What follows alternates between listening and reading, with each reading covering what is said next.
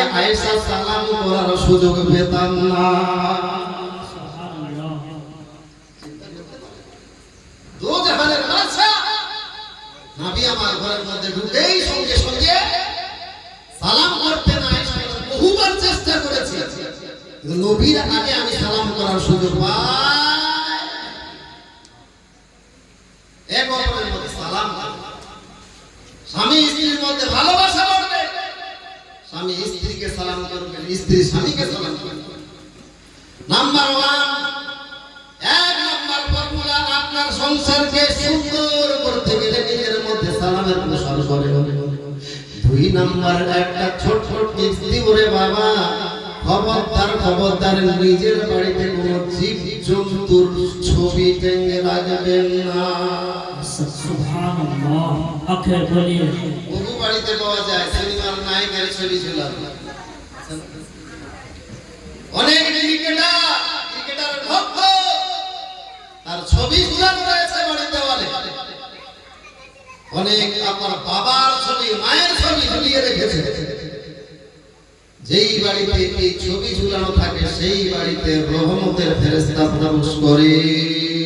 আল্লাহু আকবার। আপনার স্বামী 2 মাস নয় 6 মাস ধরে দিল্লি বোম্বাইতে কষ্ট করে রোজগার করছে, হাজার হাজার টাকা, আপনি জানেন না কি কষ্ট করে আপনার স্বামীকে রোজগার করতে হয়। আমার ভাইরা কি কষ্ট করে পয়সা উপার্জন করে, মা আপনার জানেন না 6 মাসের মাথায় যে 50,000 টাকার বান্ডেলটা নিয়ে এসে আমার দাদারা আমাকে দেয় না, আপনি ভাবিয়েন না যে খুব সহজ পদ্ধতিতে আমার ভাইয়েরা এই পয়সা ইনকাম করেছে। এই 50,000 টাকা রোজগার করার জন্য তাকে কত কর্মচারীর ধাক্কা দিতে হয়েছে, কত মালিকের উপর খেতে হয়েছে, কত সকালের খাবার 1 গ্লাস ছাতু খেয়েছে, দুপুরের খাবার 4টার সময় খেয়েছে, রাতের খাবার ঠিক মতো খায় নাই, পেটে ক্ষুধা কিন্তু রান্না হয়েছে আলু ভাত। ক্ষুধা থাকার সত্ত্বেও পেট ভর্তি করে খাবার খেতে পারে না। এইভাবে খেয়ে না খেয়ে কষ্ট করে আপনার জন্য উপার্জন করেন, যে কষ্টটা করে সেই কষ্টটা আপনার মাঝে শেয়ার করে না, কারণ আপনি দুঃখ পাবেন। একটা পুরুষকে রোজগার করার জন্য, নিজের পেট চালানোর জন্য, যেহেতু একটা পুরুষের 2টা হাত 2টা পা সালামত আছে, নিজের পেট চালানোর জন্য বোম্বাই দিল্লিতে যাওয়ার কোনো প্রয়োজন পড়বে না। কিন্তু শুধুমাত্র আপনি স্ত্রী আপনার মুখের দিকে তাকিয়ে আপনাকে ভালো করাবে, আপনার ছেলে মেয়েকে ভালো শিক্ষা দিবে, শিক্ষায় শিক্ষিত করবে বলে সুখের সংসারকে ত্যাগ করে স্ত্রী সংসারকে ছেড়ে দিয়ে আমার ভাইয়েরা সেই দিল্লি বোম্বাইতে না খেয়ে, ঠিক মতো না খেয়ে আপনার জন্য রোজগার করে আপনাকে কষ্ট বুঝতে দেয়।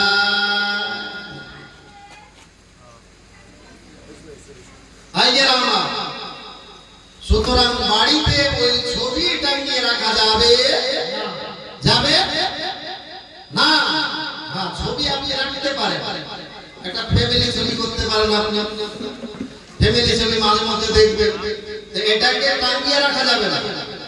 আপনার তো আপনার, আর স্বামী স্ত্রী তো দুটোর কথা, পীর সাহেবের ছবি টাঙিয়ে রাখা যাবে না। তবে আপনার ফ্যামিলির ছবি অ্যালবাম বন্ধ করে রাখতে পারে, অ্যালবাম বন্ধ করে মাঝে মধ্যে খুলে দেখবেন। এই ছবি দেখার পর মনে হয় 5 বছর আগে আমি কেমন সুন্দর ছিলাম রে, আমার চুলগুলো কত কাঁচা কাঁচা ছিল, কালো কালো ছিল, এইবারে চুল কালো নয় সাদা হয়ে গিয়েছে, দাড়ি কাটা সাদা হয়ে গিয়েছে। এইভাবে ছবি দেখলে আপনার মরণের কথা স্মরণ আসবে। দাদুর সঙ্গে ছবি, নানার সঙ্গে ছবি। আজ আমি বেঁচে আছি, আমার নানা চলে গিয়েছে, জগৎ থেকে বিদায় নিয়ে গিয়েছে। আমি বেঁচে আছি, আমার দাদু দুনিয়া থেকে বিদায় নিয়ে গিয়েছে। এইভাবে পরিবারের ছবি দেখলে মরণের কথা মনে পড়ে চলে। এই বাবা বুঝতে পারেন কত মানুষ বিদায় নিয়ে যাচ্ছে। এই তো আজকেই আপনাদের গ্রাম থেকে একজন নয়, দুইজন আমার লাইফের প্রথম একসঙ্গে দুইটা জানাজা পড়ে আপনাদের লাইফে ঘটেছে কিনা বলতে পারবো না। তারপরে আহমদাবাদ শুনেছেন আপনাদের ওই প্লেন দুর্ঘটনায় একটা নয় দুইটা নয় প্রায় 241 জন সেই প্লেন দুর্ঘটনায় দুনিয়া থেকে বিদায় নিয়ে গেছে। আল্লাহুম্মা সাল্লি আলা এখান থেকে কালিয়াচক যাব তার কোনো গ্যারান্টি?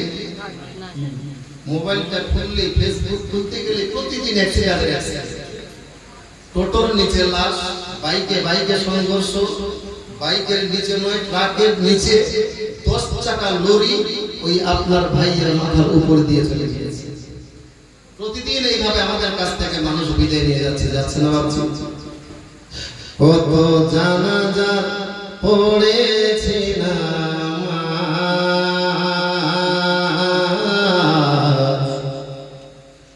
দিয়েছি কত দাহ, সুবহানাল্লাহ। কত জানাজা পড়েছে না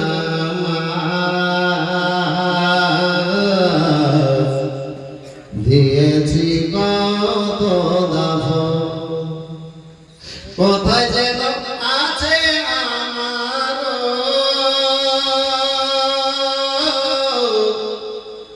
তৈরি সাদা কাপড়,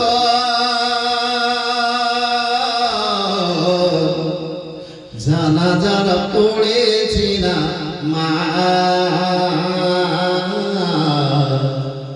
দিয়েছি কত দাহ, কত জানাজার পড়েছি না মা দিয়েছি কত দাহ।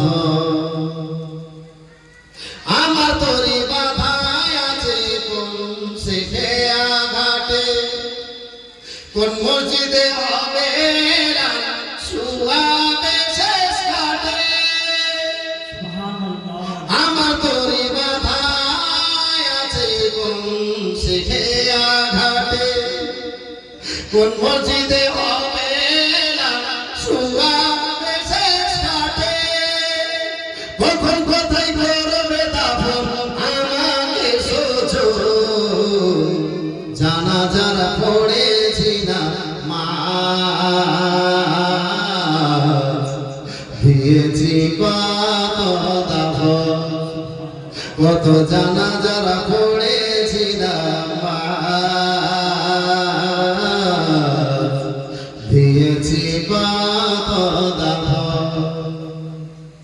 পঞ্চে বাতাস কোথায় যেন দুলছে বাঁশের ঝাড়, কোন সে মাটি কোনখানে ডাকে রে বারবার।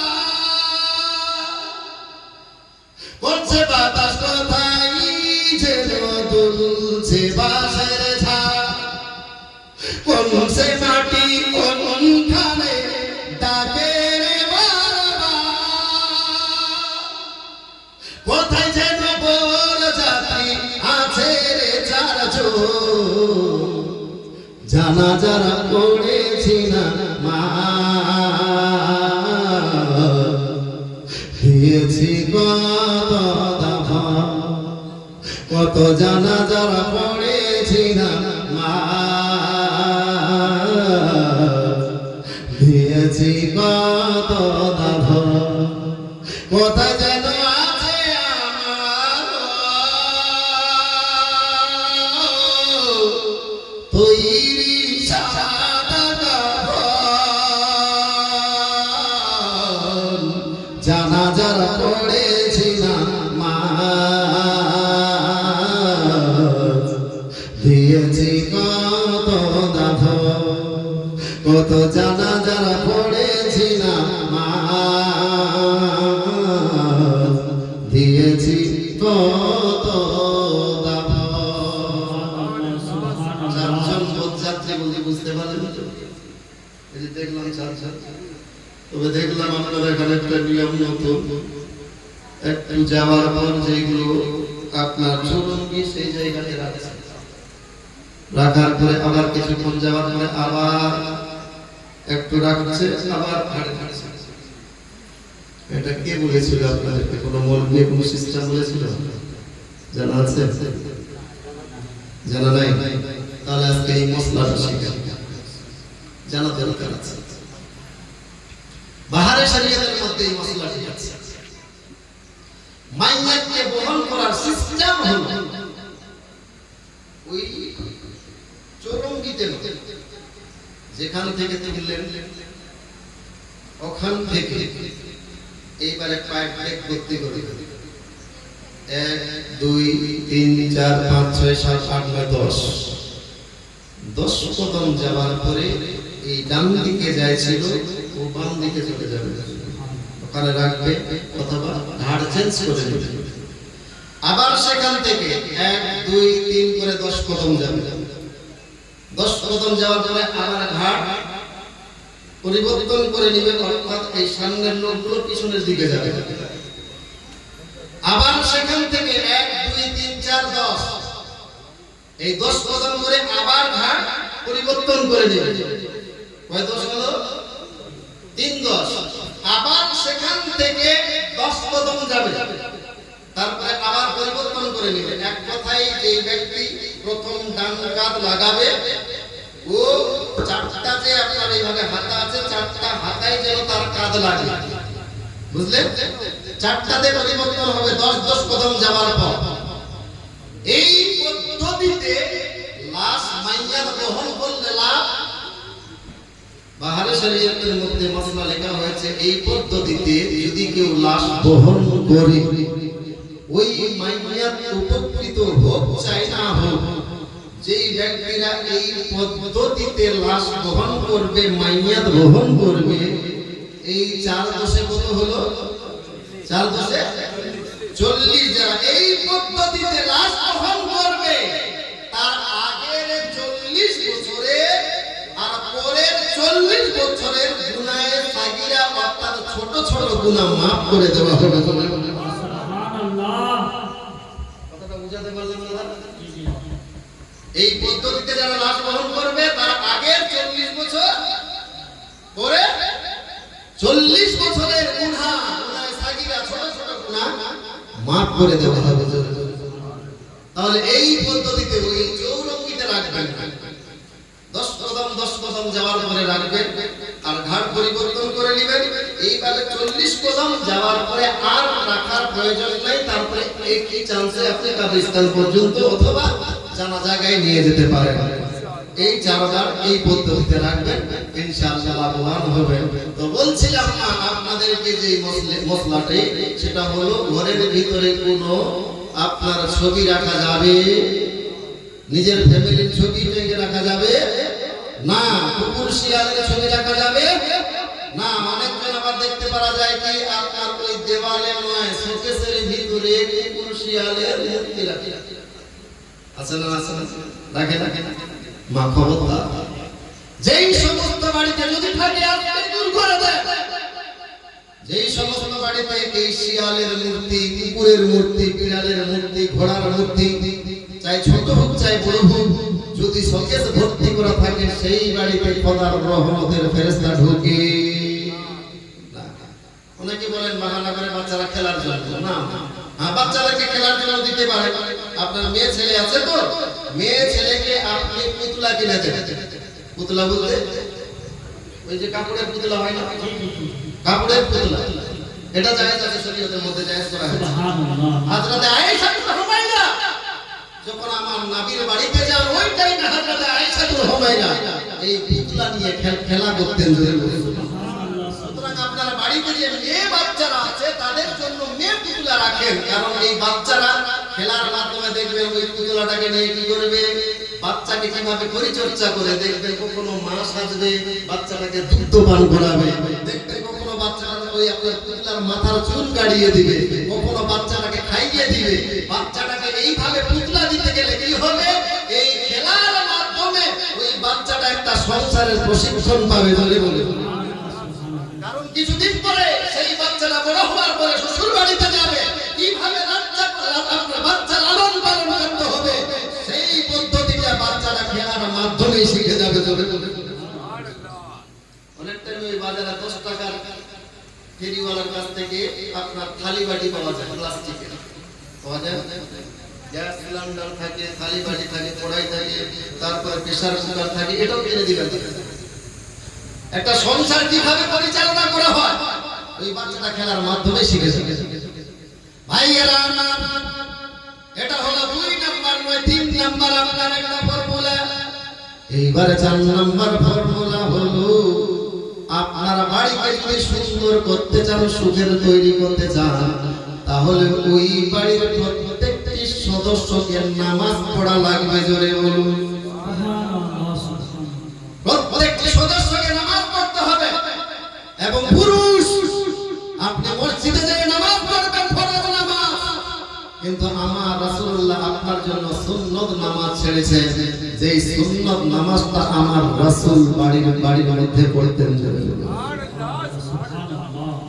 কেন কেন?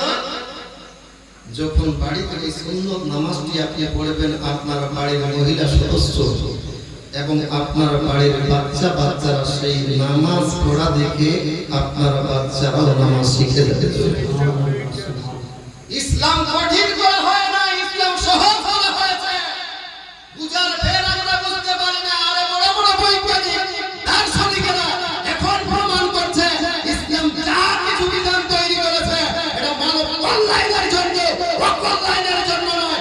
আমাদের মধ্যে গরু জবাই করা নিয়ে একটা ডিবেট হতো, এর আগে বলা হতো আরে মুসলমানরা কত কষ্ট করে একটা গরুকে জবাই করে, আরে মুসলমানটা সামনের দিকে জবাই করে দেয়, ছটফট করে গরুটা রান দেয়, পশুকে আপনার সামনের দিকে জবাই করে দেয়। আরে আমাদের পদ্ধতি কত ভালো, এক ছোটে মাথার দিক থেকে পিছন দিক থেকে কেটে ছুটিয়ে দিব, ওই পশুটা কষ্ট পাবে না, তাড়াতাড়ি মরে যাবে, ওই পশুটাকে কষ্ট দেওয়া হবে না। কিন্তু মুসলমানরা কষ্ট দেয়। কিন্তু বৈজ্ঞানিকরা যখন আপনার এই রীতি আপনার জবাই করার পদ্ধতির উপরে বৈজ্ঞানিকরা গবেষণা শুরু করলো, এইবারে যখন মিটার দেওয়া হলো, তখন দেখতে পারা গেল মুসলমানরা যে সামনের দিকে জবাই করে সেই জায়গায় অস্ত্রের মিটার নিচের দিকে আর পিছনের দিকে কাটার কারণে আপনার সেই পশুর কষ্ট উপরের দিকে মিটার ধরে পড়ে। সামনের দিকে কাটতে গেলে পশুর কষ্ট হয় না, পিছনের দিকে কাটতে গেলে আপনার পশুর কষ্ট হয়। আমরা সামনের দিকে কাটি কেন? সামনের দিকে কাটতে গেলে কি হবে, যেহেতু আমাদের অথবা পশু এই দেহ আর মস্তিষ্কের সঙ্গে যে একটা রোগের সঙ্গে সংযুক্ত আপনার সম্পর্ক আছে, সম্পূর্ণ রোগগুলো আমাদের পেটের দিকে, ঘাড়ের দিকে। যখন ঘাড়ের দিকে রোগগুলো থাকবে, এই দিকে যখন কাটবেন দুইটারে কানেকশন থাকবে, শরীরের মধ্যে একটা কম্পন হবে। কম্পন যখন শরীরের মধ্যে হবে তখন রক্তটা তাড়াতাড়ি বেরিয়ে যাবে। রক্ত বেরিয়ে যাবে, কারণ ইসলামের মধ্যে রক্ত হারাম করা হয়েছে। কেন? এই রক্তের মধ্যে জীবাণু থাকে, রক্তের মধ্যে জীবাণু থাকে, ফলে ইসলাম আপনার রক্ত হারাম করেছে। যার ফলে আপনার শরীরের মধ্যে কোনো সমস্যা হলে ডাক্তাররা আপনাকে প্রেসক্রিপশনের মধ্যে আপনার কি বলে, যাও ব্লাড টেস্ট করে নিয়ে আসো, কারণ সমস্ত জীবাণু ওই আপনার ব্লাডের মধ্যে থাকে। আপনার রোগ ব্যাধি, সমস্ত রোগ ব্যাধি আপনার শরীরের রক্তের ভিতরে থাকে, যার ফলে রক্ত পরীক্ষা করার জন্য দেয়। আর ইসলাম এরই জন্য রক্তকে হারাম করেছে। আর এই রক্তটা যত তাড়াতাড়ি পশুর শরীর থেকে প্রবাহিত হয়ে যাবে, তত তাড়াতাড়ি আপনার মাংসটা স্তব্ধ হয়ে যাবে। একেবারে যখন রক্ত মুক্ত হয়ে যাবে, তখন সেই মাংসের মধ্যে আর কোনো জীবাণু থাকবে। যখন মস্তিষ্ক আর এই দেহের সম্পর্ক থাকবে, তখন একটা পশুর শরীরের মধ্যে খিচুড়ি হবে। ওই খিচুড়ির কারণে সব রক্ত বেরিয়ে যাবে।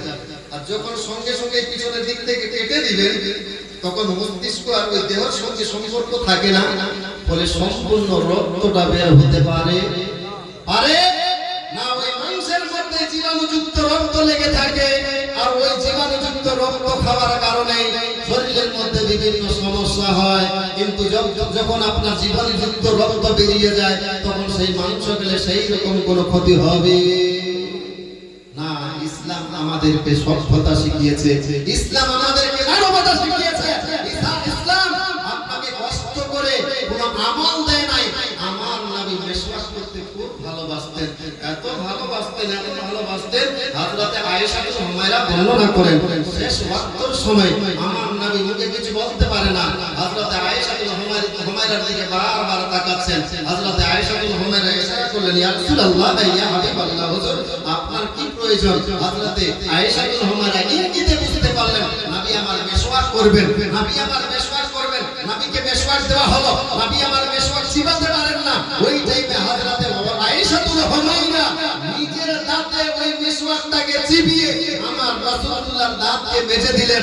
আমার নবী এত মেশওয়াককে ভালোবাসতেন, আমার নবী বলছেন, আমার মন চায় আমি রাসূল এই মেশওয়াক করাটা আমার উম্মতের উপরে ফরজ করে দিই। আমি জানি আমার উম্মতেরা সবসময় মেশওয়াক করতে পারবে না, তাদের সবসময় মেশওয়াক করতে কষ্ট হবে, যার জন্য আমি রাসূল এই মেশওয়াক করাটাকে আমার উম্মতের উপরে ফরজ করলাম না, সুন্নতেই রেখে দিলাম। জোরে বলে ওরে ও ভূমি মদিনার ভূমি, ওরে ও মরু, ওরে ও ভূমি মদিনার ভূমি, ওরে ও মরু মদিনার মরু, ডান দিকে দুই সাথী হায়, ডান দিকে আমার নবী জিন্দা শুয়ে হয়, ডান দিকে আমার নবী জিন্দা শুয়ে। এই গুজবটা হয়তো শুনেছেন, ওনারা একটু অন্যভাবে বলে বিছখানে আমার নবী জিন্দা শুয়ে রয়, আসলে আমার নবী বিছখানে নাই। দুই দিকে হযরতে আবু বকর সিদ্দিক আর হযরতে আপনার ওমর ফারুক, এরা দুইজনে এক সাইডে আছে আর একদিকে আমার রাসূল, যার জন্য এটাকে আমি ঠিক করে ছন্দটাকে পড়ছি। ওরে ও ভূমি মদিনার ভূমি, ওরে ও ভূমি মদিনার ভূমি, ওরে ও মাটি মদিনার মাটি, বাম দিকে দুই সাথী হায়,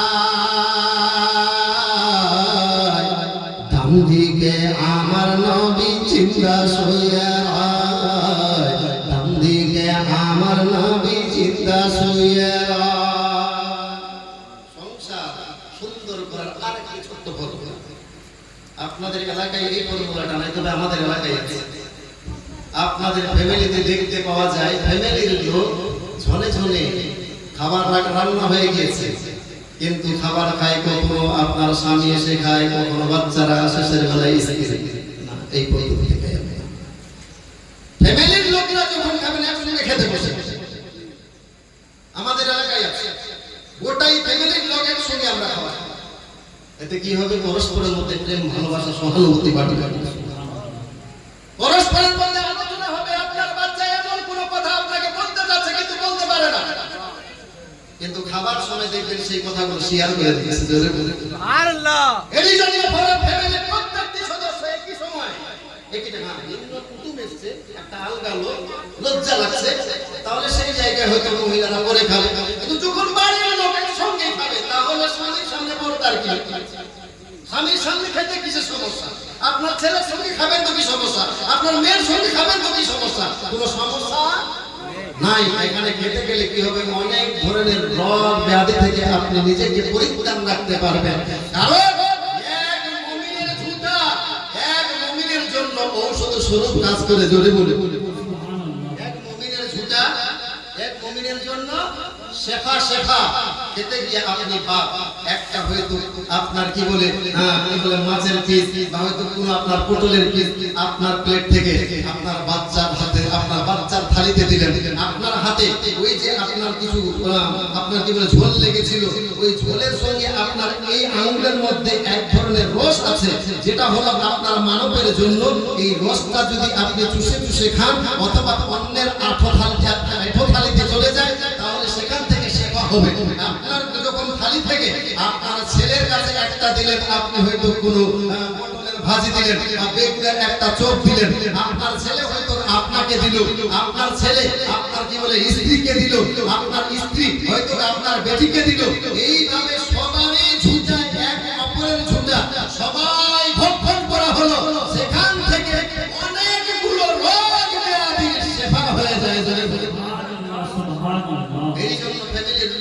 সময় একসঙ্গে খাবার খাবে। ভাইয়েরা, 300 টাকা। আচ্ছা, মাশাআল্লাহ। নারায়ে তাকবীর, নারায়ে রিসালাত। এক ভাই আমার ফজিলউদ্দিন সাহেব না, আজকে যাই ইন্তেকাল করেছেন এই মসজিদের পিছনে ফজিলউদ্দিন সাহেব, উনারই কেউ অভিভাবক 300 টাকা দান করেছে। একটু দোয়া করে হাতুরে আল্লাহুম্মা আমিন। আল্লাহ পাক বারবার দেখারে আলে হে দুনিয়ার মালিক, আজকের মেহফিলের মধ্যে সর্বপ্রথম আমার হাতে 300 টাকা এক বান্দা দান করেছে।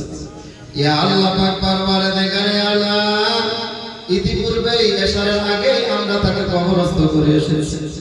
ইয়া আল্লাহ, যদি জীবিত হতো তাহলে অন্যান্য মুরব্বী বাচ্চির মতো হয়তো উনিও জালসা শুনতো চেয়ারের মধ্যে বসে। গতবারে জালসা শুনেছে, এবার আর না, কবরের মধ্যে চলে গিয়েছে। ইয়া আল্লাহ,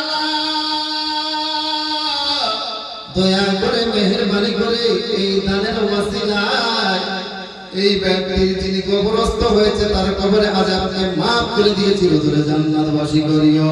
হে আল্লাহ, কবরের মধ্যে জান্নাতি হাওয়া, জান্নাতি খাওয়া, জান্নাতি লেবাস পাঠাইয়া দাও। কবরকে স্বর্গপ্রস্থায় বড় করে দাও। এক কথায় কাল কিয়ামত পর্যন্ত ওই কবরটা একখানা জান্নাতের আরামদায়ক জায়গা বানাইয়া দাও। এবং যেই বান্দা যে হাত দিয়ে পয়সা দান করেছে ওই হাতে কোনো অভাব দিও না, সেই হাতটা ধন দৌলতে ভরাইয়া দাও। ربنا تقبل منا إنك أنت السميع العليم وتب علينا إنك أنت التواب الرحيم وصلى الله تعالى على خير خلقه ونور عرشه محمد وآله وصحبه أجمعين برحمتك يا أرحم الراحمين آمين ثم آمين لا إله إلا الله محمد رسول الله। বন্ধুগণেরা, এইবারে ওয়াজ শুনেন। আর মাত্র 5 মিনিট, আমি আধা ঘন্টা আপনাদের কাছে ওয়াজ করতে চেয়েছিলাম, আর আধা ঘন্টা গোজন শোনাবো রে বাবা। এইবারে আর একখানা হাদিস শুনেন। আমার নবীর পাশে একজন সাহাবী রাসূল, এই হাদিসটা বুখারী এবং মুসলিম শরীফের মধ্যে আছে। মুসলিম শরীফের মধ্যে এবং বুখারী শরীফের মধ্যে পাবেন আব্দুল্লাহ ইবনে মাসউদ থেকে বর্ণিত। আমার দয়ার নবী, মায়ার নবীকে এইবারে সাহাবীদেরকে প্রশ্ন করতে লাগলেন, হে সাহাবীরা, তোমরা কি জানো পৃথিবীর সবচাইতে উত্তম আমল হলো কোনটি? সবচাইতে উত্তম আমল কি? এইবারে প্রতি উত্তরে সাহাবীরা বলতে লাগলেন, ইয়া রাসূলুল্লাহ, ইয়া হাবিবাল্লাহ, হুজুর নবী গো, আমরা জানি না, আমাদের মাতা পিতা আপনার পদতলে কুরবান হয়ে যাক গো নবী। আপনি বেশি ভালো বলতে পারবেন, বলেন দেখি পৃথিবীর সবচাইতে শ্রেষ্ঠ আমল কি? আমার দয়ার নবী, মায়ার নবী বলতে লাগলেন, সাহাবীরা, পৃথিবীর শ্রেষ্ঠ আমল হলো সময় সময় মতো সালাত আদায় করা। জোরে বলুন, সময় মতো সালাত নামাজ আদায় করা। এইবারে সাহাবী রাসূলরা বলেন, হুজুর, এরপরে অতি উত্তম কি আমল? এরপরে নবী আমার বললেন, এরপরে অতি উত্তম আমল হলো পিতা মাতার সঙ্গে সৎ ব্যবহার করা। জোরে বলুন। তাহলে 1 নম্বরে নামাজ, 2 নম্বরে পিতা মাতার সঙ্গে সৎ ব্যবহার করা।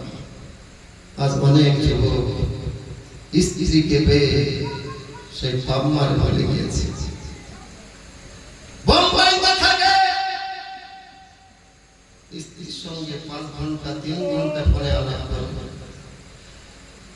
একবার মায়ের খোঁজ করে না। এই যুবক,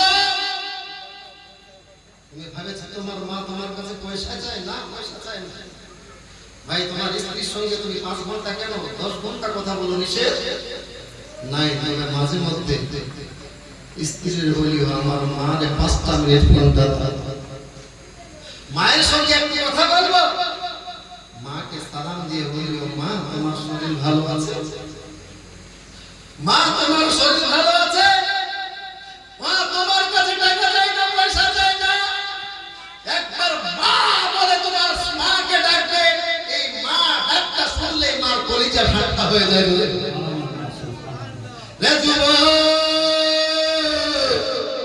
আজকে স্ত্রীর জন্য মারে ভুলে গিয়েছে। তুমি আজকে যে উন্নতি করেছো, একবার ডানে বামে তাকাইয়া দেখো, এর পিছনে তোমার মায়ের দোয়া আছে। মা তোমার কাছে কিছু চায় না, একবার মা বলে মায়ের কলিজা ঠান্ডা হয়ে যায়। স্বামী আর স্ত্রী গভীর রাত্রিতে একই বিছানায় ঘুমিয়ে আছে। স্ত্রী একদিকে মুখ করে যেন চোখের পানি গল গল করে পড়ে যাচ্ছে। স্বামী জিজ্ঞাসা করলো, স্ত্রী আমার কি ব্যাপার, কিসের জন্য কান্না করছো, তাড়াতাড়ি করে বলো। এইবারে স্ত্রী বলল, স্বামী আমার ছেলের সঙ্গে কালকে একটু শয়তানি করার জন্য আমার ছেলেকে একটু বকাবকি করেছিলাম বলে আমার সন্তান কাল পার হয়ে গেল, আজ পার হয়ে গেল, এখন পর্যন্ত আমার সন্তান আমাকে আম্মা ডাক দেয় নাই, আমার সন্তান আমাকে মা বলে ডাকে নাই। স্বামী সান্ত্বনা দিয়ে বলেন, স্ত্রী আমার তোমাকে টেনশন নিতে হবে না, 2 দিন কথা বলে নাই, 2 দিন তোমারে আম্মা বলে নাই, 3 দিন পর অবশ্যই তোমারে মা বলবে। তুমি ভালো করে ঘুমাও, ভালো করে খাবার খাও। স্ত্রী বলে, স্বামী আমার 2 দিন মা ডাক না শোনার কারণে আমি ঠিক মতো ঘুমাতে পারি না। আমার খাবার খেতে গেলে খাবারে মজা লাগে না, কারণ সন্তানের জবান দ্বারায় মা ডাক দেওয়াতে আমি মা যতটা মজা পাই খাবারে ততটা মজা পাই না। এই খাবার খেতে গিয়ে আমার খাবারে ভালো লাগে না।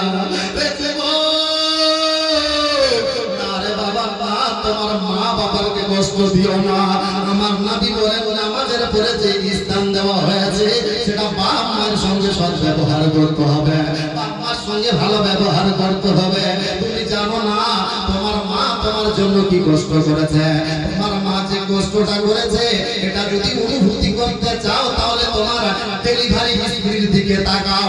তোমার স্ত্রী তোমার সন্তানকে নিয়ে তোমার স্ত্রী কি কষ্টটা করে। এই সুবিধার যুগে যেখানে আপনার অনেক হাসপাতাল আছে, অনেক ডাক্তার আছে, অনেক আপনার ব্যবস্থা রয়েছে, সুবিধার যুগে তোমার মা ঠিক এই কষ্টটাই অসুবিধার যুগে করেছিল যখন হাসপাতাল ছিল না, যখন ওই রকম কোনো নার্সিং হোম ছিল না, যখন ওই রকম কোনো ভালো ট্রিটমেন্ট ছিল না। সেই মায়ের হক আদায় করার জন্য কোন সন্তান যদি বলে আমি নিজের সন্তান আপনার মায়ের বক্ষের চোখ আপনার বক্ষের এই চামটাকে চাকু দিয়ে কেটে রোদে তাপায়িত করে মায়ের জন্য জুতা তৈরি করে দাও, তবুও মায়ের এক ফোঁটা দুধের রং আপনার হক আদায় হবে না। নিজের বক্ষের চামটাকে চাকু দিয়ে কেটে রোদে তাপায়িত করে মায়ের জন্য জুতা তৈরি করে দাও না। তোমার মা যখন প্রসব ব্যথায় জর্জরিত হয়ে এক পাও কবরে এক পাও দুনিয়াতে রেখে তোমাকে প্রসব করার সময় একবার উফ বলে আওয়াজ করেছিল, সেই উফ বলে আওয়াজের হক আদায় করতে পারবে। বাড়িতে 5টা সদস্য, বাড়িতে 5টা সদস্য, ডিম রান্না হয়েছে 4টা,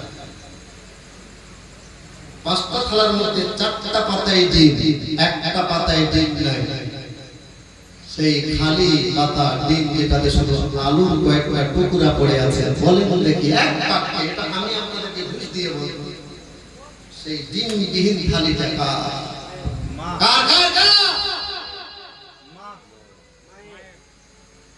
সেই পাতাতে ডিমটা নাই, মাংস নাই, সেই পাতাটা এরকম কষ্ট করে তোমার মা তোমাকে লালন পালন করেছে।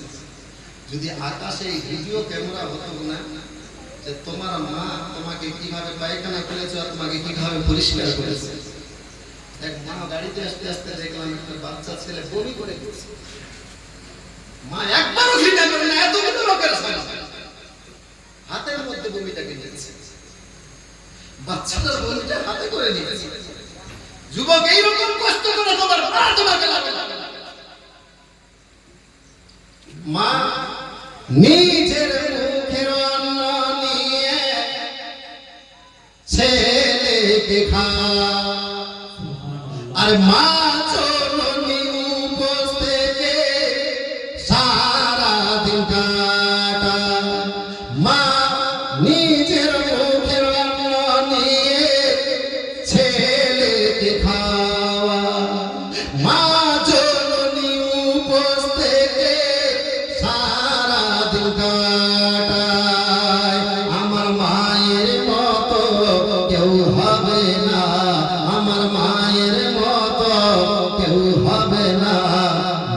জোড়ানো মামা গো তোমার দুধের দেনা শোধ করা যায় না পায়ের ফাল জুতা করলে তবু হয় না মায়ের মনে ব্যথা দিও না মোর জনম দুঃখনে মা এই ভাই আমাকে দিলে না কাকে দিলে আমাকে দিলে 100 টাকা 100 টাকা আমি দিব সে কহিবা না তুমি মাশাআল্লাহ একটা মা দিয়েছে 100 টাকা এইবারে বলবো গজলটা ভালো লাগছে ভাই ভালো লাগছে মায়ের মহব্বতে দু চারটা গজল ছন্দ বলি নাকি বলবো অবশ্যই বলবো জন্য তো এসেছি আমি আধা ঘন্টা ওয়াজ করতে চেয়েছিলাম আধা ঘন্টার বেশি হয়ে গেছে এবার গজলের পাঠ শুরু হবে গজলটা ইনশাআল্লাহ বলবো তবে আজকে এই আপনারা বাল্লিটোলার সাজ্জামিনে একটা মায়ের লাডলা বেটা নিজেকে প্রমাণ করার তো মা জীবিত অথবা মরে গিয়েছে এই মৌলানা আমার মা বেঁচে নাই আমার মাকে আমি অত্যন্ত ভালোবাসতাম আমার মা তেমন খেদমত করতে পারে নাই মায়ের ব্যাপারে গজলটি বলছেন এর জন্য জান আমি মায়ের মহব্বতে 500 টাকা দিলাম একটু আমার মায়ের জন্য দোয়া করবেন আমার মাঝে মাঝে আল্লাহ পেয়ে যায় অথবা আমার মা জীবিত আমার মাকে আল্লাহ যেন দীর্ঘায়ু করে তার জন্য 500 টাকা দিলাম মাত্র একজন মায়ের লাডলা বেটা আজকের এই মেহফিলের মধ্যে হবে এই মৌলানা মায়ের মহব্বতে আমি দিব সেই মায়ের লাডলা বেটা মাত্র 500 টাকা চাইছি আপনার কাছে 5 কোটি টাকাও নয় 5 লাখ টাকাও নয় কারণ 5 কোটি টাকা চাইলে আপনি মায়ের লাডলা বলে নিজেকে প্রমাণ করা সম্ভব হতো না 5 লাখ টাকা চাইলে আপনি প্রমাণ করাতে পারতেন না যেটা আপনার পক্ষে সম্ভব মাত্র 500 টাকা হবে আজকের এই মেহফিলের মধ্যে আগে পিছে একজন মায়ের লাডলা বেটা মাকে অত্যন্ত ভালোবাসেন অথবা মায়ের লাডলি বেটি মাকে অত্যন্ত ভালোবাসেন এইরকম কোন এক বান্দা অথবা বান্দি মাত্র 100 টাকা 500 টাকা দিতে পারবেন আগে পিছে টানে পাবে ভাই যদি থাকে একটু ঝট করে পাঠাইয়া দিবেন আপনাদের এই কাবরিস্তানের উন্নতি করতে যাচ্ছে সেই জায়গায় পৌঁছানো লাগানো হবে আমার মন বলছে হয়ে যাবে একজন মায়ের লাডলা বেটা মাশাআল্লাহ নারায়ে তাকবীর নারে রিসালাত মায়ের লাডলা বেটা ধরে বলুন জিন্দাবাদ 540 টাকার দাতা ধরে বলুন জিন্দাবাদ মাশাআল্লাহ একজন হয়েছে সামনের দিকে আর পিছনের দিকে এর একজন জোড়া মাকে অত্যন্ত ভালোবাসেন এইরকম কোন ভাই মাত্র 500 টাকা চাইছি ভাই হবে না আপনাদের দিকে কোন একজন ভাই মাত্র 500 টাকা মায়ের মহব্বতে নাই নাই নাই আমার মা বোনদের মধ্যে কোন খালা বহিন দিদি মাকে অত্যন্ত ভালোবাসেন হবে না কে নাই নাই 500 টাকা কে আচ্ছা 500 টাকা না হলে পাঁচজন খালা বহিন দিদি 100 টাকা করে 100 টাকা করে মাকে অত্যন্ত ভালোবাসেন এই 100 টাকা সবারই পক্ষে সম্ভব দেওয়া হবে সুতরাং বলবো মাত্র 100 টাকা আপনার কোলা মায়ের মহব্বতে পাঁচজন বহিন অথবা পাঁচজন দিদি পাঁচজন মা আমার ঝরঝর করে একটু পাঠাইয়া দিবেন আপনার জন্য জানান ধরে মাশাআল্লাহ নারে তাকবীর নারে সালাত একরাম ভাই সাহেব মায়ের লাডলা বেটা ধরে বলুন জিন্দাবাদ 500 টাকার দাতা ধরে বলুন জিন্দাবাদ তাহলে 500 টাকার জোড়া একটা হয়ে গিয়েছে মায়ের লাডলা বেটা অর্থাৎ বোঝা গেল আজকের মেহফিল থেকে ছেলেরাই মাকে ভালোবাসে মেয়ে ছেলেরা অর্থাৎ মা বোনেরা নিজের মাকে ভালোবাসে বাসে না যদি সত্যি মারাও মাকে ভালোবাসতো তাহলে এতক্ষণে মহিলাদের দিক থেকে পাওয়া যেত আগে ও খালি ছেলেদেরকে মাকে ভালোবাসতে হয় আর মা বোনদেরকে আপনার মাকে ভালোবাসতে হয় না কোথায় পেয়েছিলেন কোন হাদিসে আছে কোন মৌলবীতে পড়েছিল আগে নিজের মাকে ভালোবাসবেন আপনার বাচ্চা এখানে বসে আছে আজকে আপনার মায়ের মহব্বতে আপনি 500-100 টাকা দিয়ে পাঠাবেন আপনার বাচ্চা শিখবে যে আমার মা তার মায়ের নামে দান করছিল সুতরাং আমার মায়ের নামে দান করতে হবে সুবহানাল্লাহ এই যে বাবার ভাই একটু ঘোরাফেরা করো আমার মা আপনারা দেখতে পারবেন আসবিরা মাশাআল্লাহ নারায়ে তাকবীর নারে সালাত আসবিরা মায়ের লাডলি বেটি ধরে বলুন জিন্দাবাদ 500 টাকার দাতা আরে 100 টাকা 200 টাকা কে দিয়েছে আচ্ছা বিনা নামে একজন 200 টাকা আর 100 টাকা আল্লাহ যেন প্রত্যেকের দান কবুল করে সাইদ 500 টাকা নারায়ে তাকবীর নারে সালাত সমস্ত দানকারী অধিকারী জোরে বলুন জিন্দাবাদ। এইবারে ভাই যারা এখনো দেন নাই মায়ের মহব্বতে ঝটপট করে আপনারা পাঠাইয়া দেন। আমি যে ছন্দটা বলতে চাচ্ছিলাম ওই ছন্দ একটা আর শোনাই কবি বলছেন, মারি স্তনের দুধকে আমি বড় হয়েছি, আর সেই মার ভুল করে দুঃখ দিয়েছি। মার স্তনের দুধকে আমি বড় হয়েছি, আর সেই মার ভুল করে দুঃখ দিয়েছি। আমি ভালোবাসার মোহে পড়ে, আমি ভালোবাসার মোহে পড়ে মাকে চিনলাম না মা গো, তোমার দুধ দেয় না সদ করা যায় না। খায়ের খাল জুতা করলে তবু হয় না, মায়ের বলে ব্যথা দিও না, মোর জন্ম দুঃখী মা।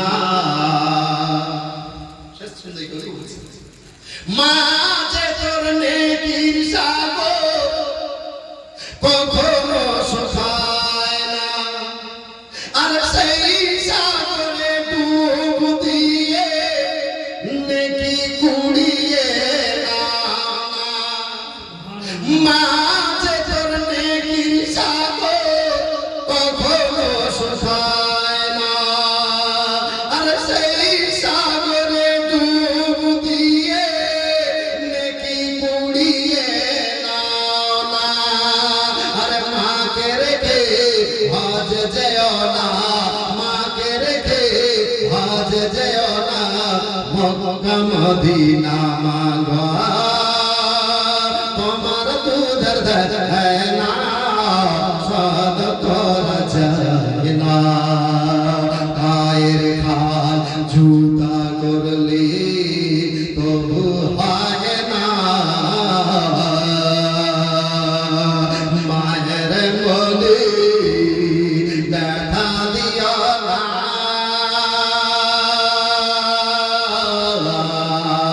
মোর জন্ম দুঃখী মা।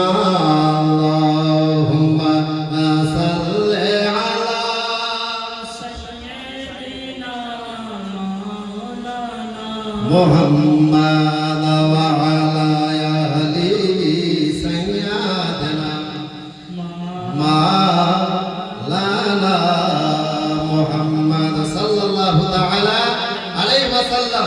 এই হাজী সাহেব নে পাঠিয়েছেন আপনার 50 টাকা, আর একজন বাচ্চা ছেলে দিয়েছে 100 টাকা।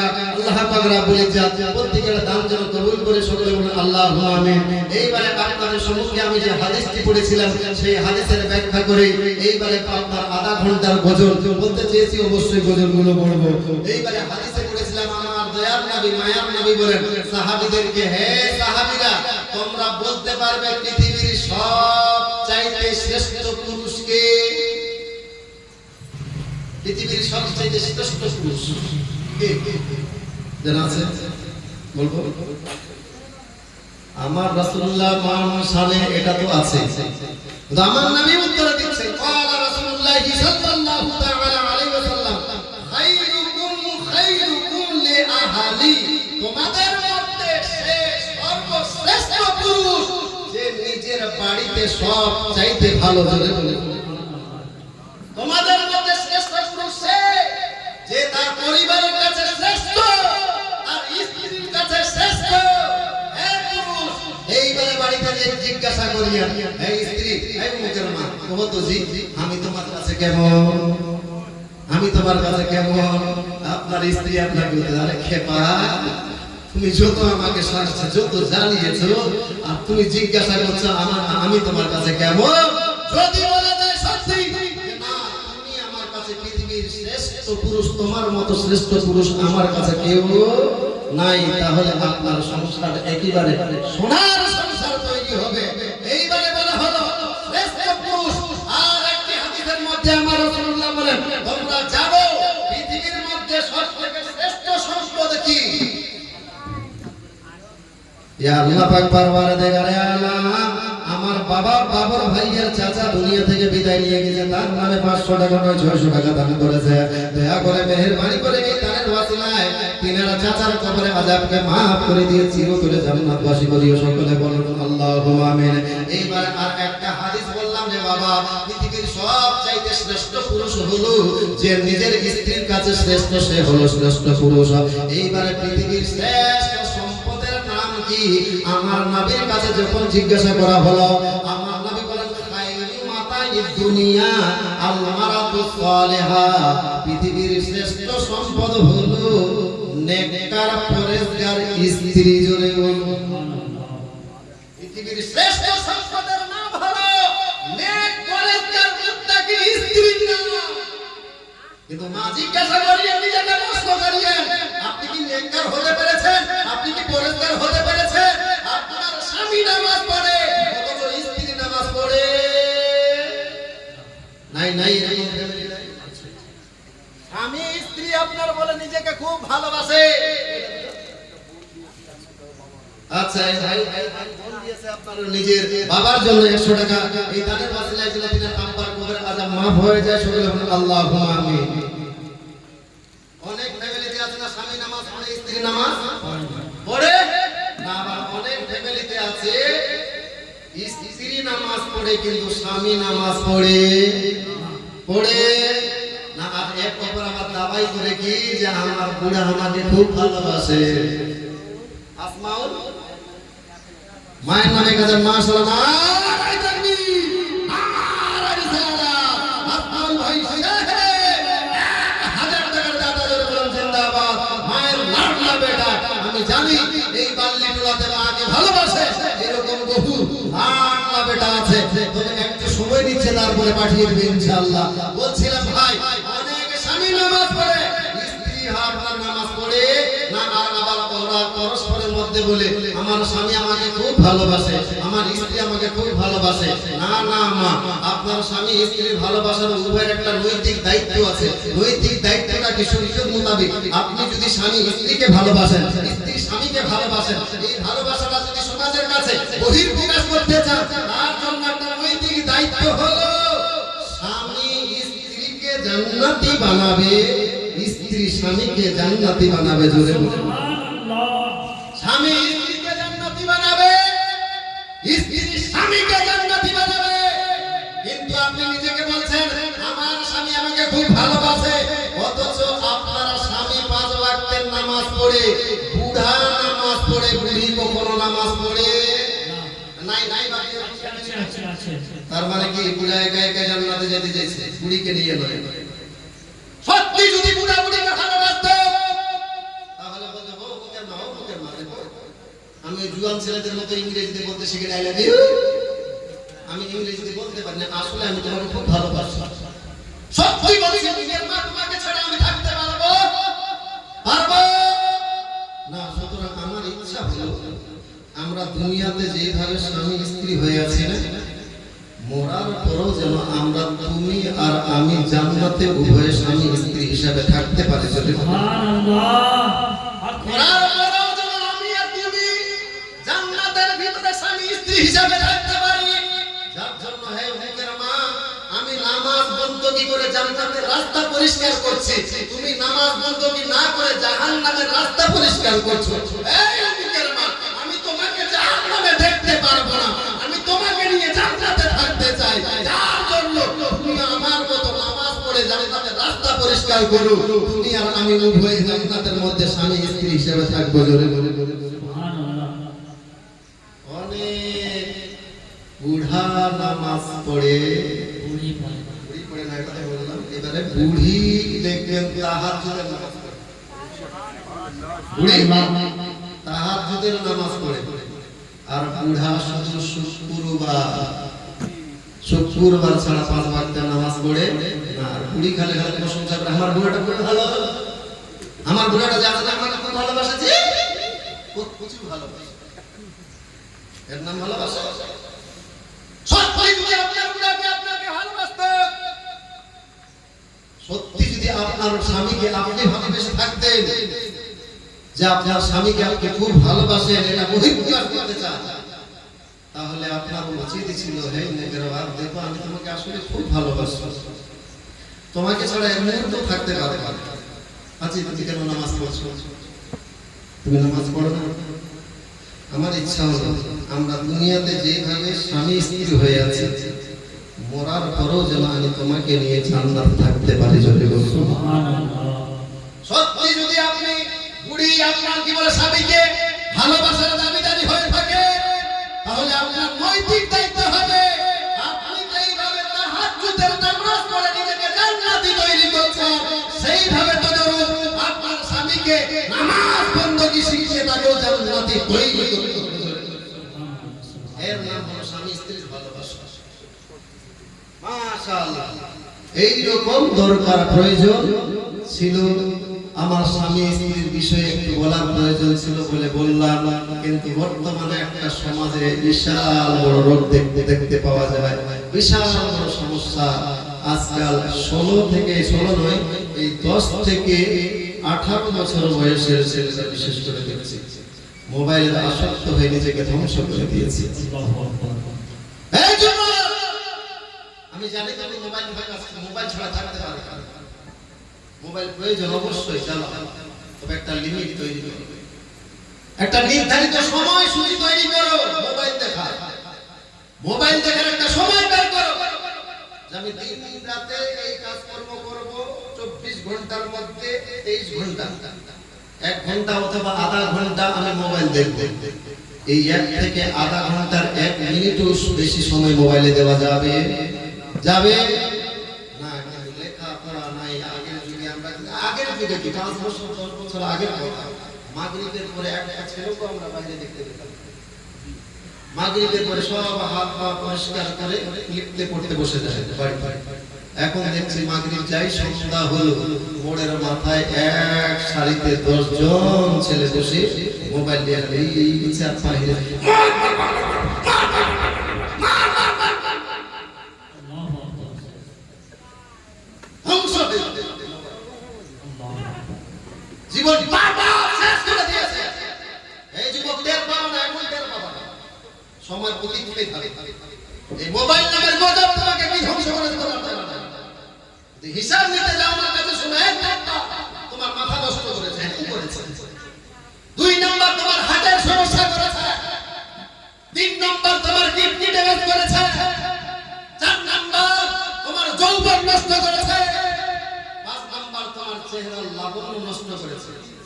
6 নাম্বারটা বলবো, 6 নাম্বার তোমার চরিত্র যে খুব ভালো ছিল না, যেই চরিত্রটা নিয়ে তোমার বাপ গ্রামে মতো ঘোড়াই করতো, তোমার মা ঘোড়াই করতো যে আমার ছেলের জীবনে কোনো কলঙ্ক, আমার ছেলেটা সোনার ছেলে, আমার ছেলের মতো ভালো ছেলে ভালো হয় না। এই যে একটা তোমার সুনাম ছিল না, এই মোবাইলের পাল্লায় পড়ে আর বকাটে বন্ধুর পাল্লায় পড়ে সেই সুনামটাও নষ্ট হয়ে গেছে, বরবাদ হয়ে গেছে। সেই চরিত্রটাও নষ্ট করে দিয়েছো বকাটে বন্ধুর পাল্লায় পড়ে। আজকে তুমি ছিলে ক্লাসের একজন, আজকে বকাটে বন্ধুর পাল্লায় পড়ে তুমি নকল ছাড়া পাস করতে পারো না? তোমার এই একটা বন্ধু এই মোবাইল থেকে দূরে থাকার কারণে যেই ছেলেটা তোমার থেকে কম নাম্বার পেত, তার রোল নাম্বার ছিল 10-এর কাছাকাছি, আজকে সেই ছেলেটা মোবাইল থেকে দূরে থাকার কারণে আজকে সেই ক্লাসের 1 নাম্বার বই হয়েছে। সুতরাং সাবধান মা, আপনি বাপ মা, আপনারও নৈতিক দায়িত্ব বাচ্চাদেরকে মোবাইল থেকে আপনার সতর্ক রাখা। এইবারে আলোচনা লম্বা করব না, পরিশেষে 2-4টা আমার মদিনা নিয়ে আপনাদের কাছ থেকে বিদায় নিয়ে যাব ইনশাআল্লাহ। কিছুক্ষণের মধ্যে হয়তো হাজার হাজার সোনার মদিনা শোনা আছে, খালি মদিনা দিয়ে শুনেন না, সুবহানাল্লাহ। মদিনা দিয়ে একত্রিত করেছে অনেকগুলো গজল। দেখবেন যে এই সমস্ত গজলের মধ্যে মদিনার বাক্য আছে, অথবা পাখি হয় না, মদিনার পাখি, এই পাখি দিয়ে গজল অন্তর ছুঁয়ে যায়। আশিকের রাসূল সহ্য করতে পারে না। ইনশাআল্লাহ শুনেন, কয়েকটি গজল আমি তালে তালে পড়বো, যদি ভালো লাগে আমার সঙ্গেও পড়বেন ইনশাআল্লাহ। ভালো লাগে কবি বলছেন, একবার দুরূদ শরীফ পড়েন, আল্লাহুম্মা সাল্লি আলা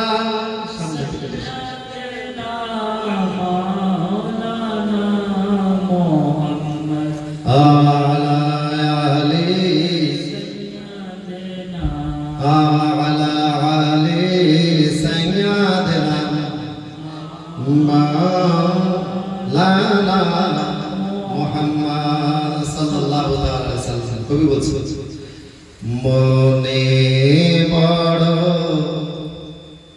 আশা ছিল যাব মদিনা। যার যার ইচ্ছা যাওয়ার মদিনা একটু জোরে বলবেন সুবহানাল্লাহ। আমার সঙ্গে এই ছন্দটা যাব সোনার মদিনা, যাব মদিনা, এই বাড়িটা আপনারা বলুন। মনে বড় আশা ছিল যাব মদিনা, আমার মনে বড় আশা ছিল যাব মদিনা। সালাম আমি করব গিয়ে, সালাম আমি করব গিয়ে নবীর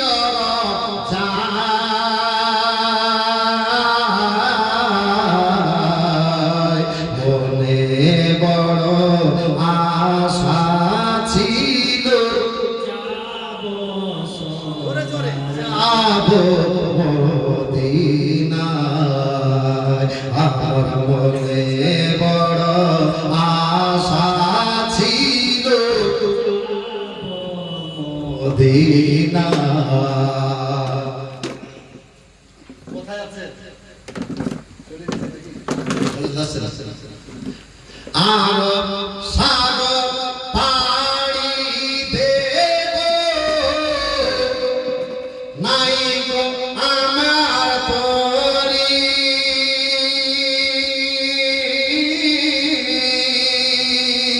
পাখি নয় যে উড়ে যাব তানাতে ভর করি। আরে আরব সাগর পাড়ি দেব, নাই গয়ামা করি,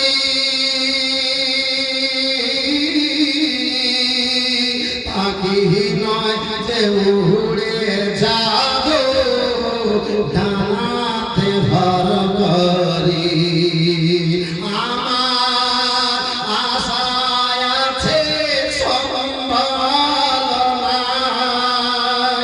আশা আছে সম্ভাবনায়, বলি কি উপায়।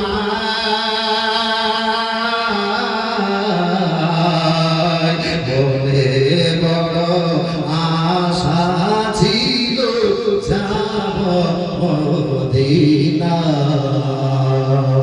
আমার মনে বড় আশা ছিল ও মদিনা। সালাম আমি করব গিয়ে, সালাম আমি করব গিয়ে নবীর রওজায়।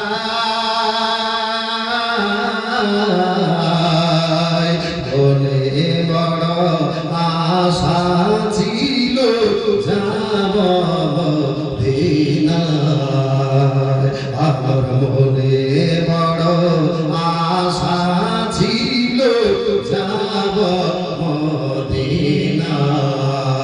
মদিনা যাইতে পারলাম না, মদিনা দেখিতে পারলাম না, মদিনা যাইতে পারলাম না, মদিনা দেখিতে পারলাম না। আমি অসহায় তাই এত দূরে রই, অসহায় তাই এত দূরে রই, শুধু সালাম জানাই মদিনা যাইতে পারলাম না। নারে তাকবীর, নারে রিসালাত, নারে রিসালাত।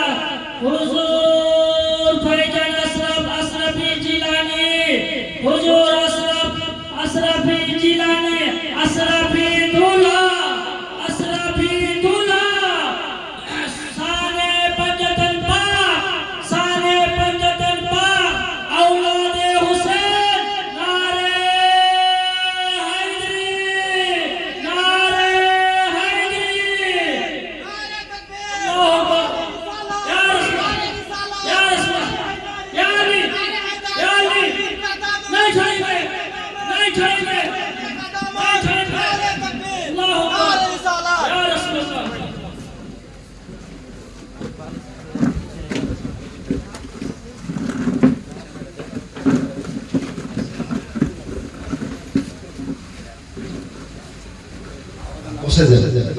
মদিনাওয়ালার গজল শোনেন আর মদিনাওয়ালার চেহারা দেখেন, ওই আওয়ালাদের চেহারা দেখেন, গজলের দুইটা ছন্দ বলে বিদায় নিচ্ছে আপনার কাছ থেকে। শুধু মদিনা দিনা মদিনা যাইতে পারলাম না, মদিনা দেখিতে পারলাম না, আমি অসহায় তাই এত দূরে রই, অসহায় তাই এত দূরে রই, শুধু সালাম জানাই মদিনা দেখিতে পারলাম না, মদিনা যাইতে পারলাম না, মদিনা নাম কত সুন্দর,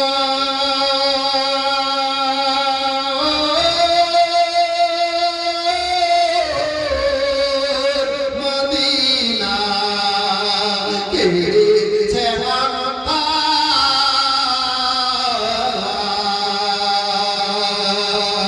মদিনা নাম কত সুন্দর,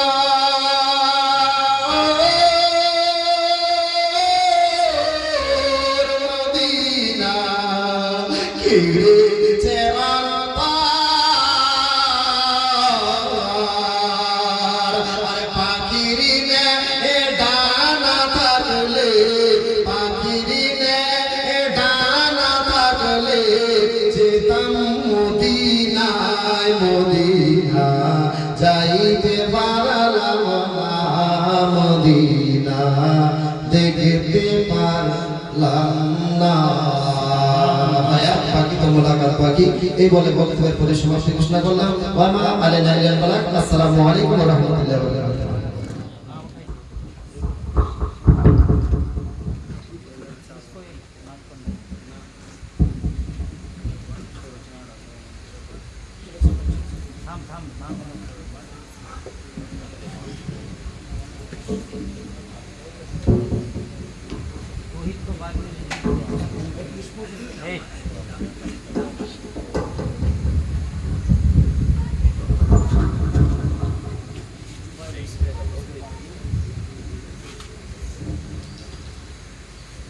सुभान अल्लाह, सुभान अल्लाह। अब आइए आपके रूबरू नात शरीफ गुनगुनाने के लिए जुबाइर साहब को आपके रूबरू करने जा रहा हूँ। उनके आने से कबल एक शेर समझता हूँ। ज़मीन महकी ज़मां महका, सुभान अल्लाह, ज़मीन महकी ज़मां महका, सुभान अल्लाह, नबी जो उतरे तो अर्शे मुअल्ला महका। सुभान अल्लाह, हम महक रहे हैं अपनी माँ की दुआओं के सदके, सुभान अल्लाह, हम सब महक रहे हैं अपनी माँ की दुआओं के सदके।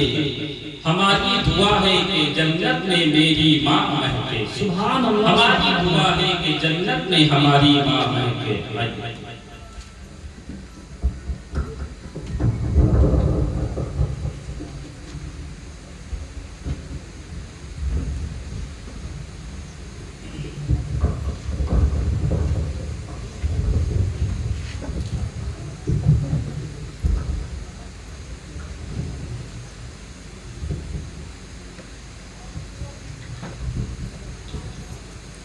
अस्सलामु अलैकुम रहमतुल्लाहि तआला वबरकातुहू। वालेकुम अस्सलाम व रहमतुल्लाहि तआला व बरकातुहू। मेरे नाशिर सुना और सुनाने से पहले एक मदद दर शरीफ पढ़ लीजिए। अल्लाहुम्मा सल्लि अला सय्यिदिना मुहम्मद व अला आलिहि व सल्लम।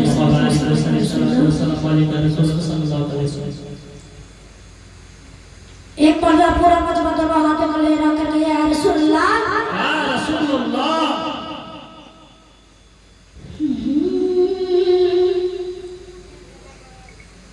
सिलसिला मिल गया, सिलसिला मिल गया, अशरफी हो गए, पीर ऐसा मिला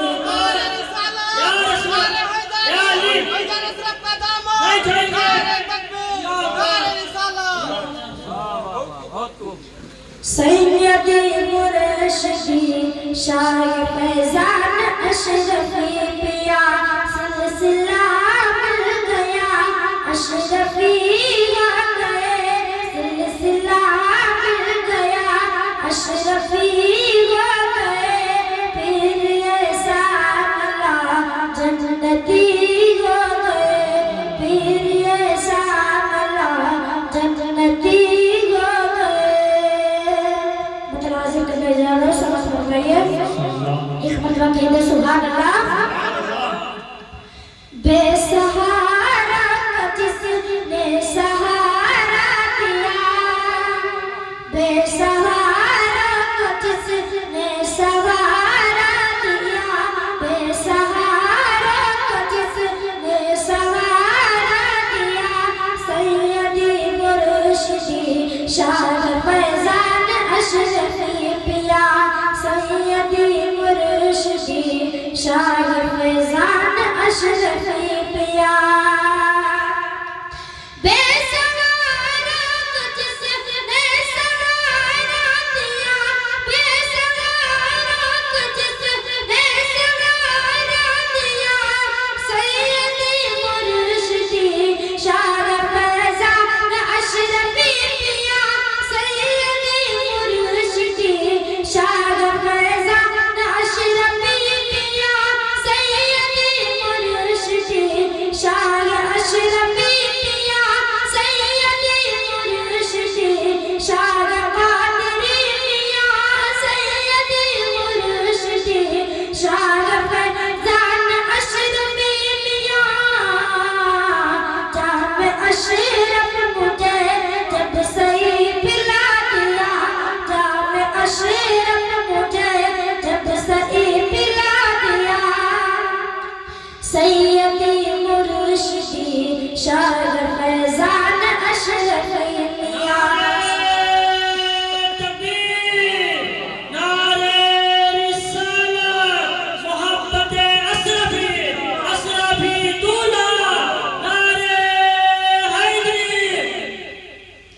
सिलसिला मिल गया अशरफी हो गए सिलसिला मिल गया अशरफी हो गए फिर ऐसा मिला जन्नती हो गए फिर ऐसा मिला जन्नती हो गए अरे मुतबा कहते सुभान अल्लाह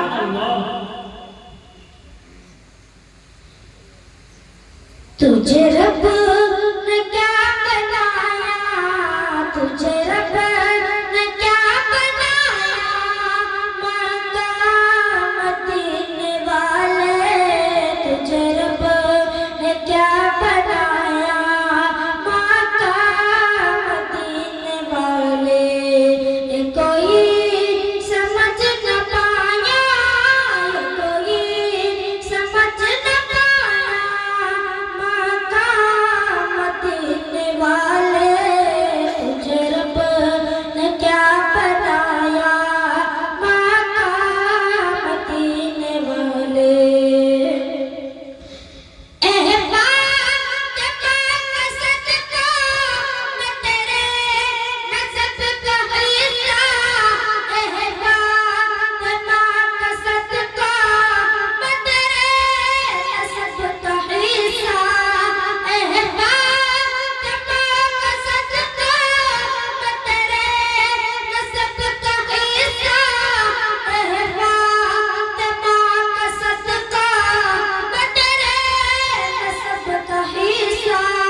तुझे हाशिमी बनाया तुझे फैजान अशरफी बनाया मकाम मदीने वाले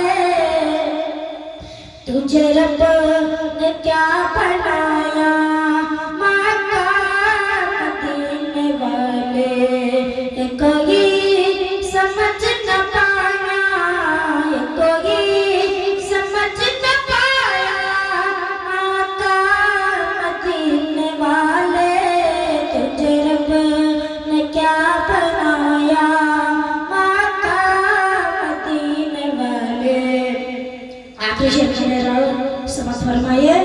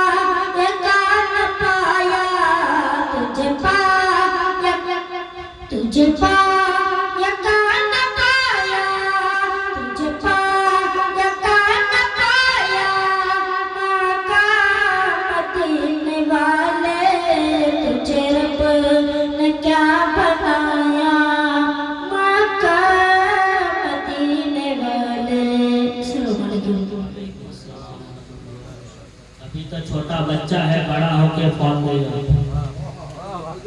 अभी तो छोटा बच्चा है, बड़ा होके फल देगा इंशाअल्लाह। खुशबू बताती है, खुशबू बताती है जन्नत का फूल आ गया, चेहरा बताती है आले रसूल आ गया।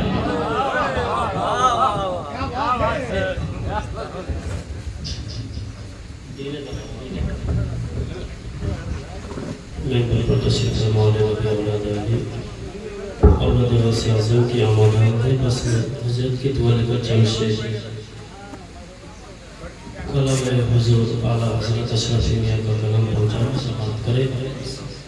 आइए सुनने से पहले हम और आप अल्लाह के हबीब दोनों आलम के तबीब जनाब मोहम्मद रसूलुल्लाह सल्लल्लाहु अलैहि वसल्लम की बारगाह में बाज़ बुलंद दर्द फज़ल पेश कर पढ़े अल्लाहुम्मा सल्लि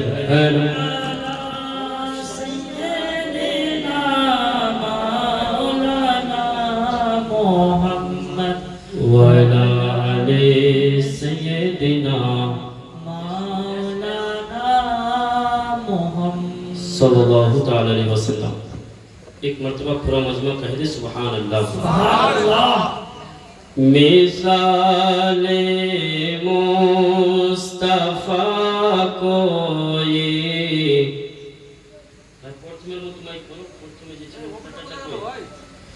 मिसाले मुस्तफा कोई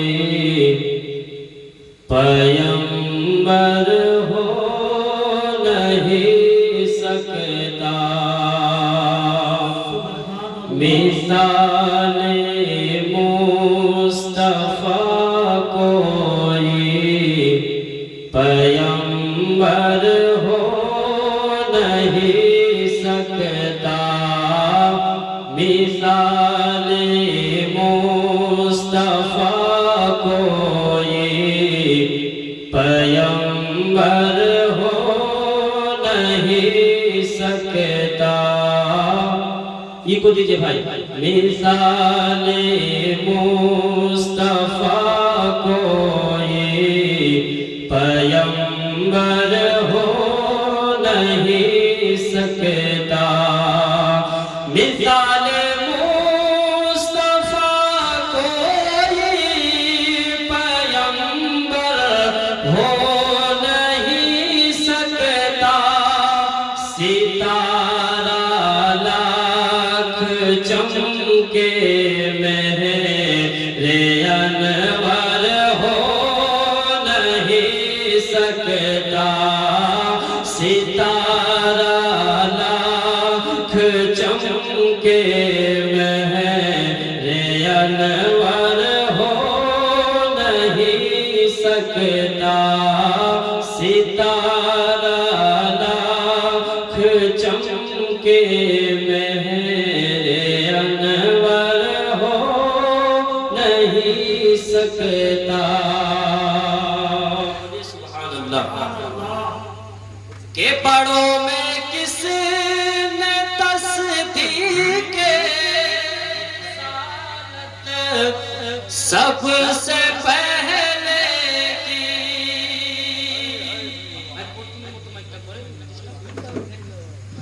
के बड़ों में किसने तस्दीक रिसालत सबसे पहले की। सदाकत में कोई सिद्दीक़ अकबर हो नहीं सकता। तकबीर, नारे रिसालत, मोहम्मद सिद्दीक़ अकबर, चार खलीफा, नारे हैदरी। सितारा लाख चमके मेरे अनवर हो नहीं सकता। बोले सुभान अल्लाह। के तजल्ली ज़ात की है जलवाए रुख सारे अहमद में। तजल्ली ज़ात की है जलवाए रुख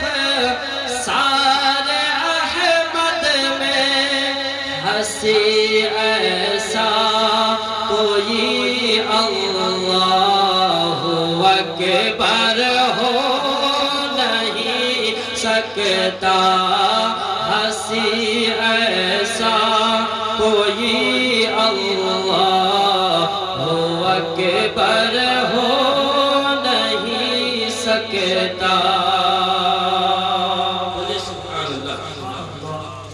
के नबी के यार और अंसार सब अफजल है आलम में नबी के यार और अंसार सब अफजल है आलम में मगर मिसले अली कोई मगर मिसले अली कोई बिरादर हो नहीं सकता मगर मिसले अली कोई बिरादर हो नहीं सकता मगर मिसले अली कोई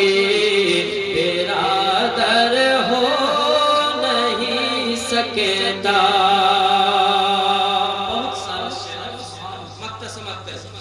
हुआ तो अशरफी मदाह सुल्तान ने दो आलम का हुआ तो अशरफी मदाह सुल्तान ने दो आलम का नसीबे का कोई ऐसा नसीबे का कोई ऐसा सिकंदर हो नहीं सकता नसीबे का कोई ऐसा सिकंदर हो नहीं सकता मिसाले मुस्तफा कोई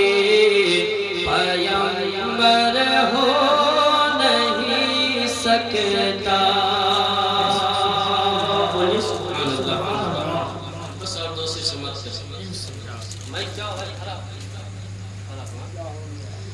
कि मैं हूँ अशरफ का दीवाना मैं हूँ अशरफ का दीवाना सुनियो मेरे साथ पढ़ो मैं हूँ अशरफ का पूरा मस्मा मैं हूँ अशरफ का दीवाना मैं हूँ अशरफ का दीवाना बोलो बोलो मैं हूँ अशरफ का मैं हूँ अशरफ का दीवाना मैं हूँ अशरफ का दीवाना पूरा मजमा मैं हूँ अशरफ का दीवाना मैं हूँ अशरफ का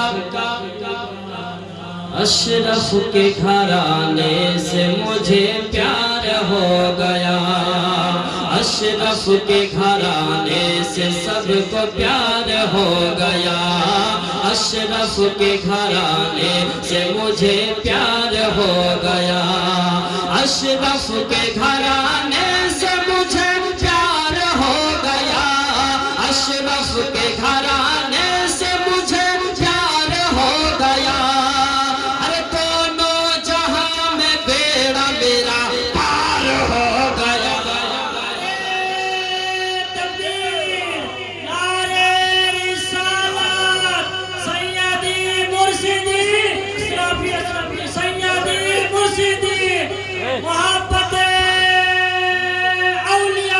मैं हूँ अशरफ का दीवाना मैं हूँ अशरफ का दीवाना एक मरतबा दाएं से लेकर बाएं तक आगे से लेकर पीछे तक पूरा मजमा हाथ उठा के कह दे या मखदूम अशरफ मैं हूँ अशरफ का दीवाना मैं हूँ अशरफ का दीवाना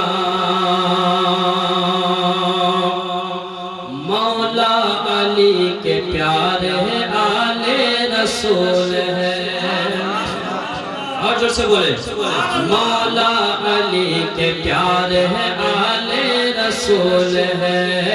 मौला अली के प्यार है आले रसूल है। मौला अली के प्यार है आले रसूल है। मौला अली के प्यार है आले रसूल है। मखदूम सिमन गुलशन ज़हरा के फूल है। मैं हूँ अशरफ गादी। अली का नाम आया, नारे तकबीर, नारे रिसालत, जिन्नत तुम्हारा, नारे हैदरी। मैं हूँ अशरफ का दीवाना। बोलो बोलो बोलो मैं हूँ अशरफ का। मैं हूँ अशरफ का दीवाना। मैं हूँ अशरफ का दीवाना। ए बल्ली टोला वालो, ए बल्ली टोला वाले मुकद्दर पे नाज़ कर। ए बल्ली टोला वाले मुकद्दर पे नाज़ कर। ए बल्ली टोला वाले मुकद्दर पे नाज़ कर। ए बल्ली टोला वाले मुकद्दर पे नाज़ कर।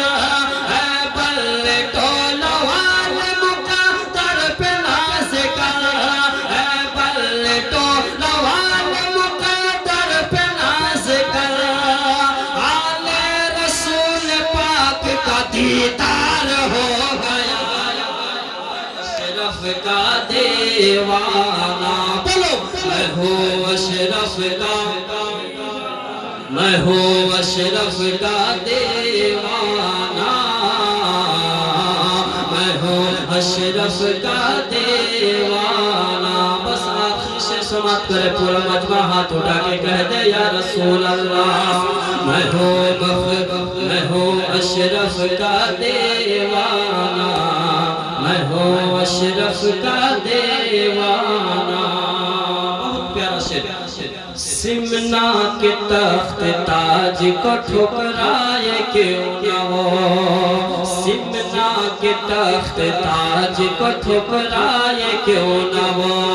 सिमना के तख्त ताज को ठुकराए क्यों न वो। सिमना के तख्त ताज को ठुकराए क्यों न वो।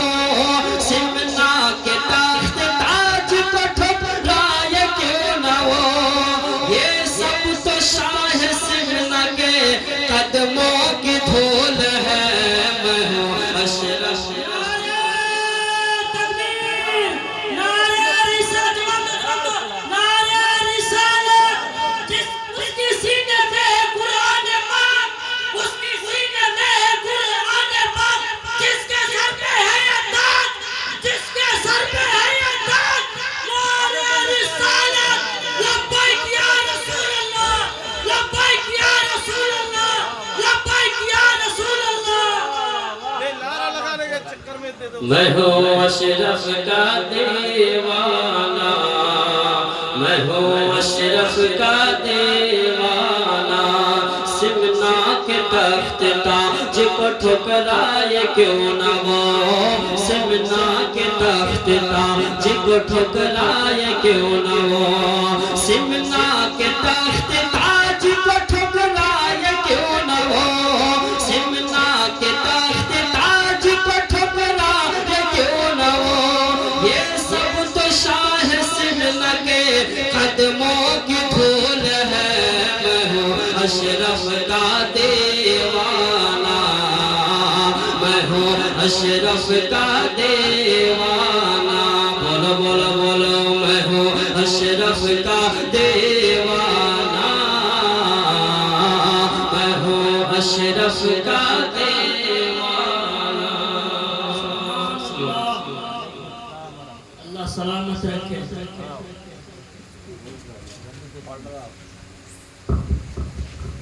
सुभान अल्लाह सुभान अल्लाह।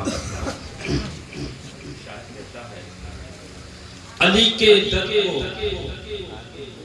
بابی شفاعت کہتے ہیں، علی کے در کو باب شفاعت کہتے ہیں، علی کی راہ کو راہ نجات کہتے ہیں، اور علی کے چاہنے والے مر کر بھی مرتے نہیں، علی کے چاہنے والے مر کر بھی مرتے نہیں، علی کے عشق کو آب حیات کہتے ہیں۔